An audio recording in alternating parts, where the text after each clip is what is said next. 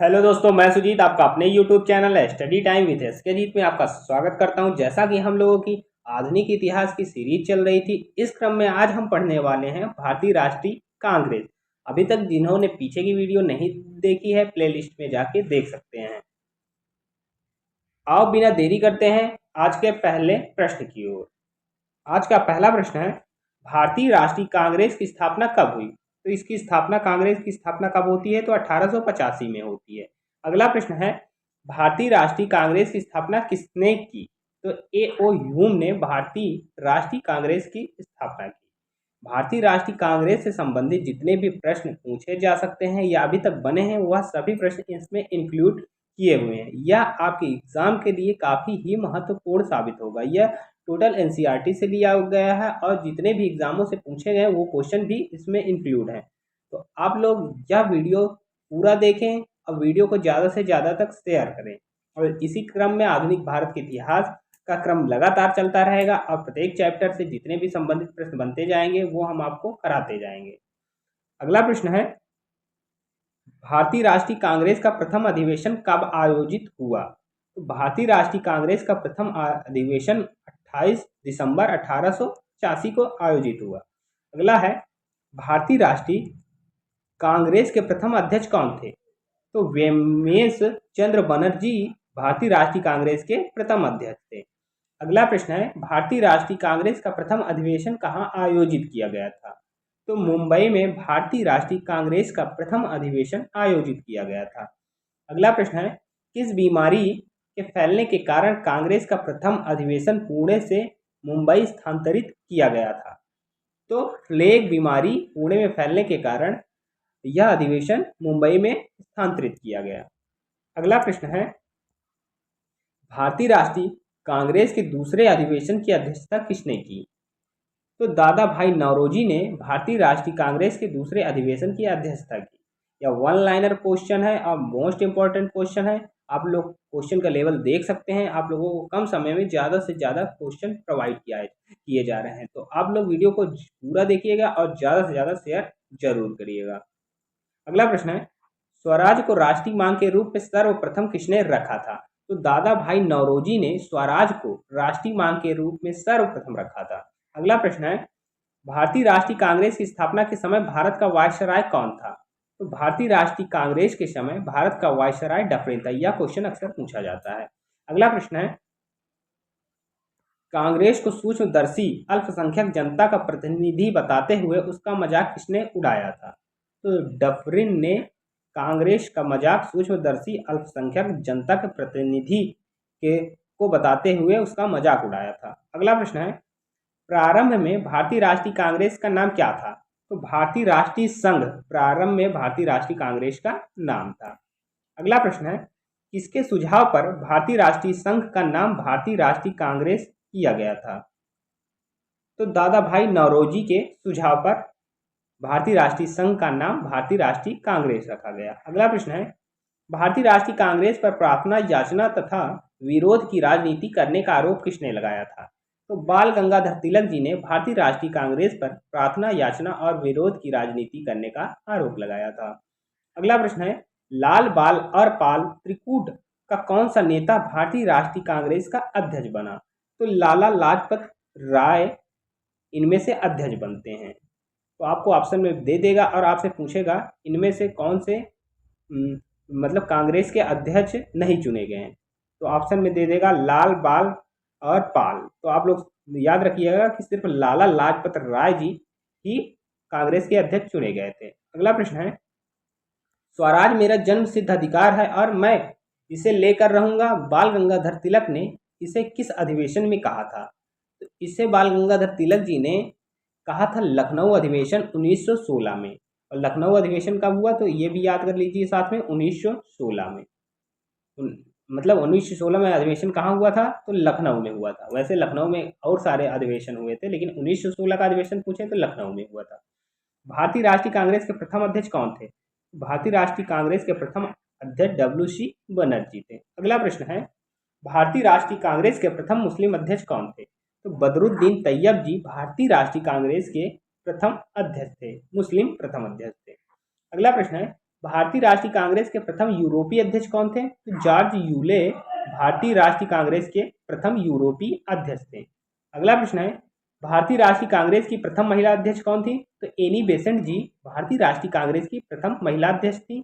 जबकि भारतीय महिला की बात करें तो सरोजनी नायडू जी थी। अगला प्रश्न है, कांग्रेस आंदोलन न तो लोगों द्वारा प्रेरित था, न ही या उनके द्वारा सोचा या योजनाबद्ध किया था, या किसने कहा? तो सर सैयद अहमद खान ने कहा था कि कांग्रेस आंदोलन न तो लोगों द्वारा प्रेरित था, न ही उनके द्वारा सोचा या योजनाबद्ध किया गया था। अगला प्रश्न है,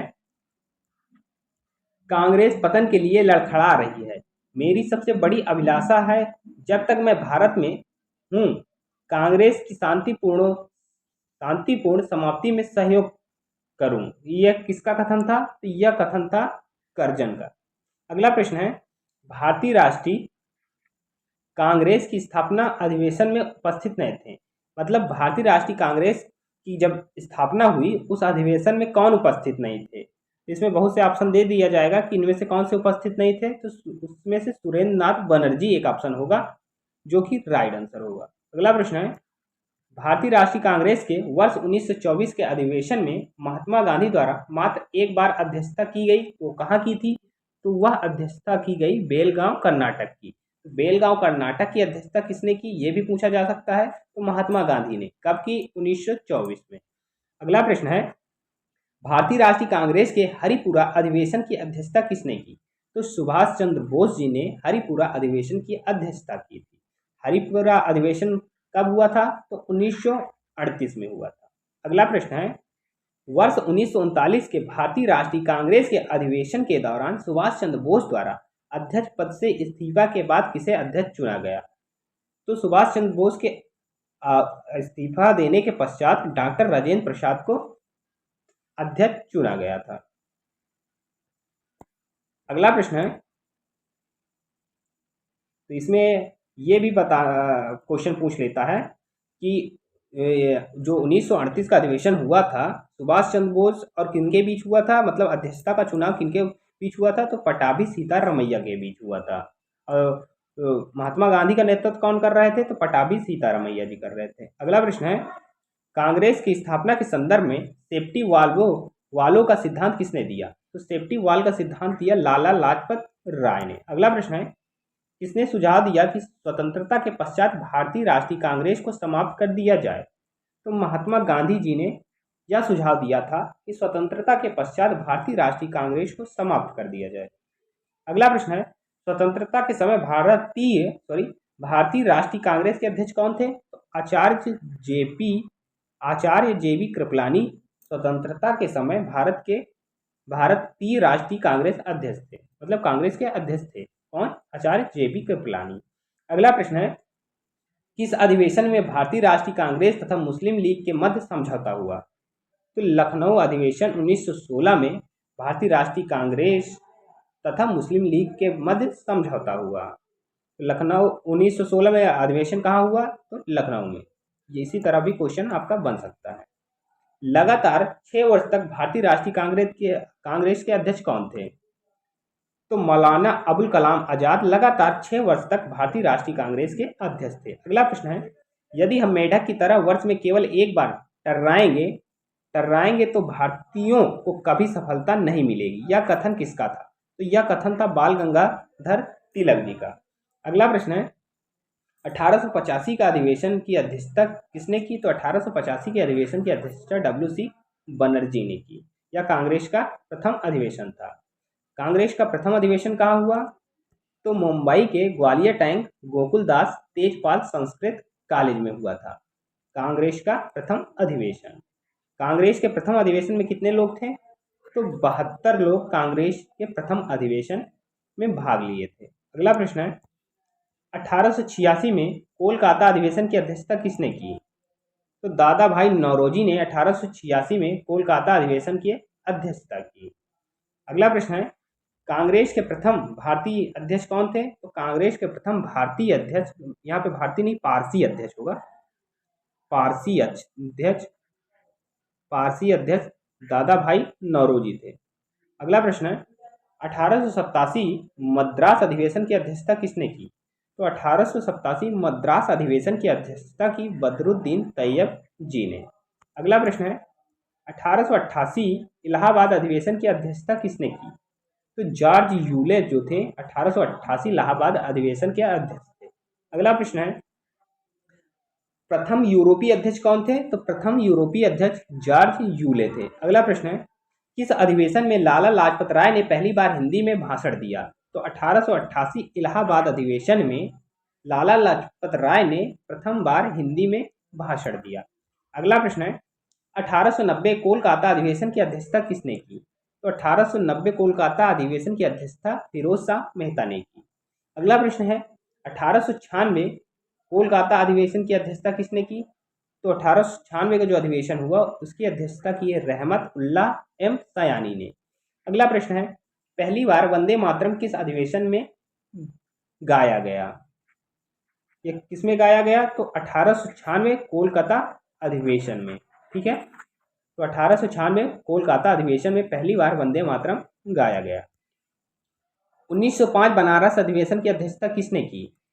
तो 1905 का जो बनारस अधिवेशन था उसकी अध्यक्षता की थी गोपाल कृष्ण गोखले ने। अगला प्रश्न है ये महात्मा गांधी के राजनीतिक गुरु भी थे। अगला प्रश्न है किस अधिवेशन में बंगाल विभाजन की आलोचना की गई और स्वदेशी व बहिष्कार का समर्थन किया गया? तो आपसे पूछेगा बंगाल विभाजन की आलोचना कब की गई? तो 1905 बनारस अधिवेशन में। और स्वदेशी बहिष्कार का समर्थन किया गया कब? तो 1905 बनारस अधिवेशन में। अगला प्रश्न है 1906 कोलकाता अधिवेशन की अध्यक्षता किसने की? तो दादा भाई नौरोजी ने 1906 कोलकाता अधिवेशन की अध्यक्षता की। अगला प्रश्न है दादा भाई नौरोजी ने स्वराज शब्द का कांग्रेस के मंच में प्रथम बार प्रयोग कब किया? तो 1906 में कोलकाता अधिवेशन में दादा भाई नौरोजी ने स्वराज शब्द का पहली बार प्रयोग किया। अगला प्रश्न है 1907 सूरत अधिवेशन की अध्यक्षता किसने की? तो सूरत अधिवेशन की अध्यक्षता रास बिहारी घोष ने की। अगला प्रश्न है कांग्रेस का प्रथम विभाजन नरम दल और गरम दल का विभाजन कब हुआ? मतलब कांग्रेस में प्रथम विभाजन नरम दल और गरम दल के रूप में कब होता है? तो 1907 में। कब? सूरत अधिवेशन में।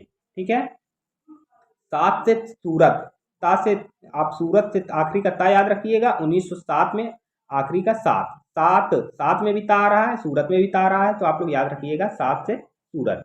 अगला प्रश्न है 1911 कोलकाता अधिवेशन की अध्यक्षता किसने की? तो मिशन नारायण धर ने 1911 कोलकाता अधिवेशन की अध्यक्षता की। पहली बार जनगण मन कब गाया गया? तो 1911 कोलकाता अधिवेशन में पहली बार जनगण मन गाया गया। 1916 लखनऊ अधिवेशन की 1916 लखनऊ अधिवेशन की अध्यक्षता किसने की? तो अंबिका चरण मजमूदार ने 1916 लखनऊ अधिवेशन की अध्यक्षता की। अगर वीडियो पसंद आ रहा है तो प्लीज़ वीडियो को ज़्यादा से ज़्यादा शेयर करिए। अगर जैसे ही आप लोग वीडियो को ज़्यादा शेयर करने लगेंगे, लगातार वीडियो देखने लगेंगे, हम डेली वीडियो आपके लिए डालते रहेंगे। हमारा मोटिवेशन बनेगा तो आपके लिए डेली वीडियो प्रोवाइड होगी। जितना हो सके आप लोग ज़्यादा से ज़्यादा शेयर जरूर करिएगा। अगला प्रश्न है नरम दल एवं गरम दल का एकीकरण और मुस्लिम लीग में समझौता किस अधिवेशन में हुआ? 1916 लखनऊ अधिवेशन में नरम दल एवं गरम दल का एकीकरण हुआ और साथ ही में मुस्लिम लीग में समझौता भी हुआ।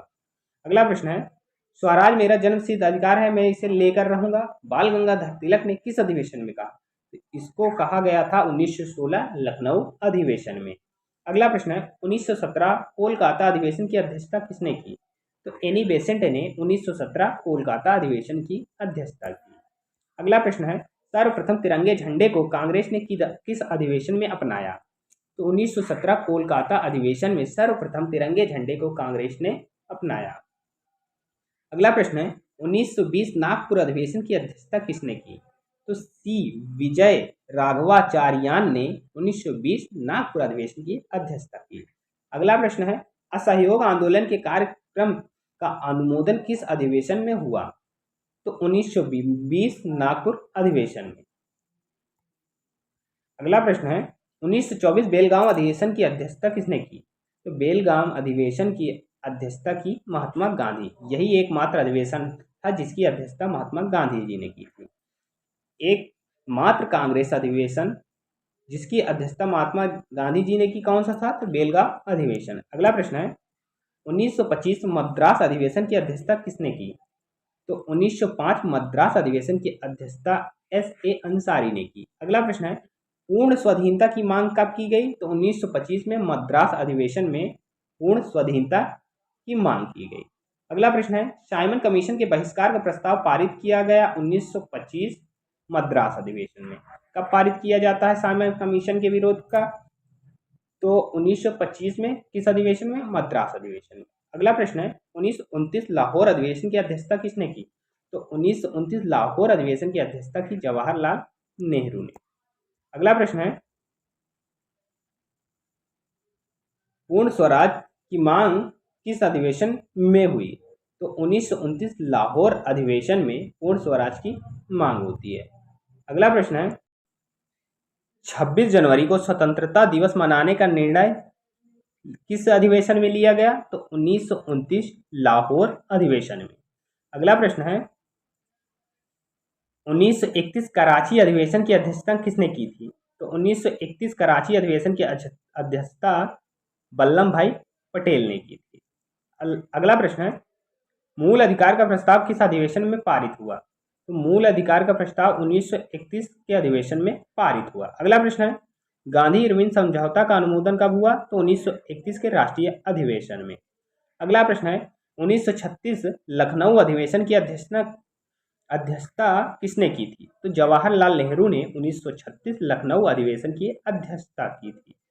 अगला प्रश्न है समाजवाद को भारत की समस्याओं को हल करने की कुंजी किसने बताया? समाजवाद को भारत की समस्याओं को हल करने की कुंजी जवाहरलाल नेहरू ने बताया। अगला प्रश्न है 1937 फैजपुर अधिवेशन की अध्यक्षता किसने की? तो 1937 फैजपुर अधिवेशन की अध्यक्षता जवाहरलाल नेहरू ने की। यह एकमात्र अधिवेशन था जो कि गांव में हुआ था। अगला प्रश्न है प्रथम अधिवेशन जो गांव में संपन्न हुआ 1937 फैजपुर अधिवेशन। अगला प्रश्न है 1938 हरिपुरा अधिवेशन की अध्यक्षता किसने की थी? सुभाष चंद्र बोस ने हरिपुरा अधिवेशन की अध्यक्षता की थी।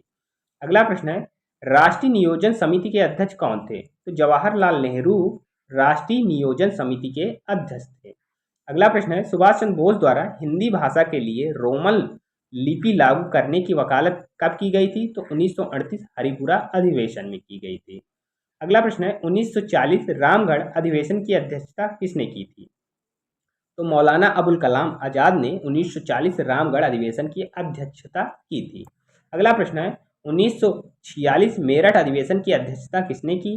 तो आचार्य JB कृपलानी ने 1946 मेरठ अधिवेशन की अध्यक्षता की। आजादी के समय कांग्रेस के अध्यक्ष कौन थे? तो JB कृपलानी आजादी के समय कांग्रेस के अध्यक्ष थे। इस चैप्टर से जितने भी क्वेश्चन बन सकते थे इसमें सारे इंक्लूड हैं। आप लोग एग्जाम हो उसके बाद पेपर उठा के देख लीजिएगा। इस चैप्टर से जितने भी क्वेश्चन बन सकते थे वो आपको पढ़ाए गए। आशा करते हैं यह वीडियो आपको पसंद आया होगा। यदि वीडियो पसंद आया तो वीडियो को ज़्यादा से ज़्यादा शेयर जरूर करें। धन्यवाद।